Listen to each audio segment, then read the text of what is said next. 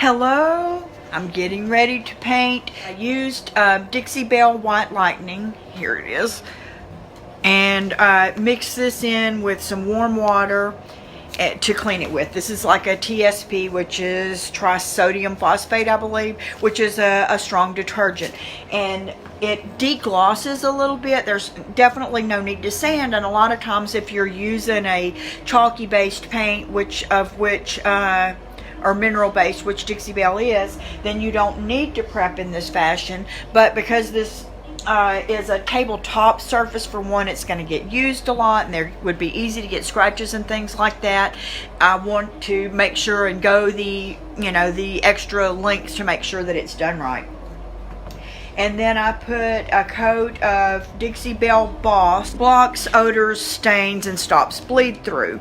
And I looked at all the reds this morning, and this looks sort of more like an orange red. I really thought it was a blue red, but it's called Honky Tonk red. I made sure to clean with the white lightning really good down in these crevices, and I used a small chip brush to dust through them first, because there was some dust and things like that in there. And then I cleaned it with the white lightning, and I made sure to go deep in there for that. And I'm going to go in these crevices with this red right now too, but I plan on sort of aging it and antiquing it a little bit with either a black glaze or a black paint through those seams. But I'm going to go ahead and let them have their first coat with the red.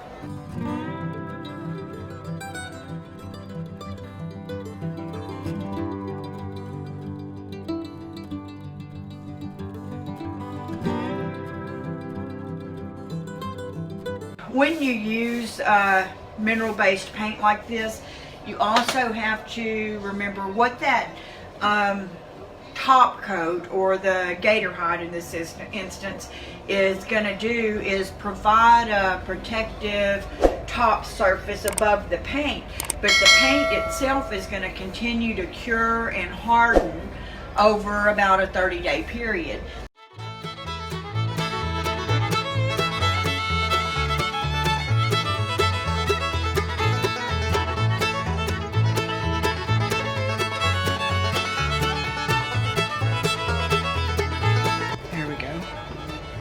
I'm trying to stay within each of the little panels and do one at a time.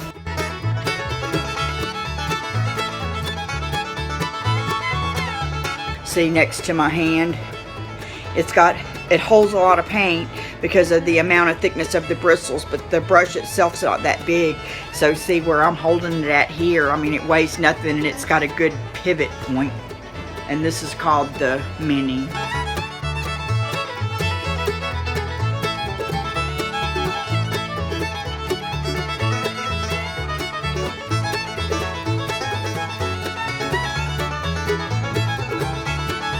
Almost like those mesh bags that your produce comes in sometimes, that has that little bit of a texture to it. So when you're rubbing, you wet the bar of soap in your hand, and you run this under the faucet, and you scrub back and forth, back and forth, back and forth on there, and it cleans up all in those bristles. And that's, a really, really good, easy way to get them clean too.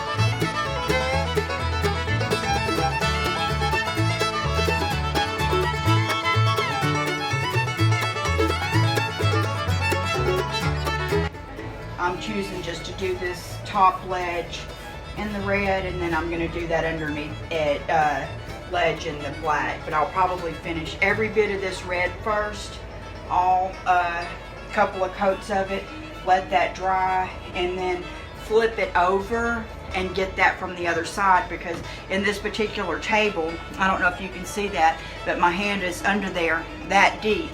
So there's that much of that I'd have to be down on my hands and knees trying to figure out how to do.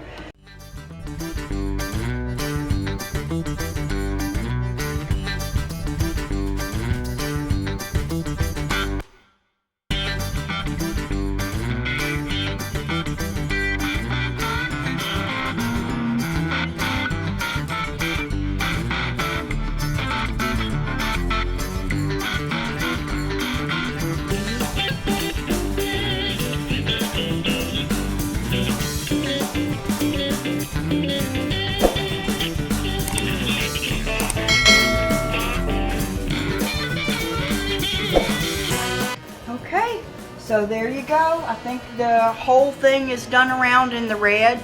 That's the first coat. I have a fan right here behind me. I'm going to put that on here. This used about more than a third and less than a half of the sample size of the Honky Tonk red. So I will probably use, you know, more than 2/3 of it to as I go back and put another coat on here. But I'm going to put a fan on this so that it'll hurry up and dry, so that I can get another coat of the red on here before the end of my work day today, so that whenever I come back in next time that I get to work on it, I can go ahead and flip it over and get the black on this under edge, and then flip it back over and start putting my top coat on it and figuring out whether I'm going to use wax or a glaze to go in all these crevices to put the black in, to sort of age it and make it look a little more time worn.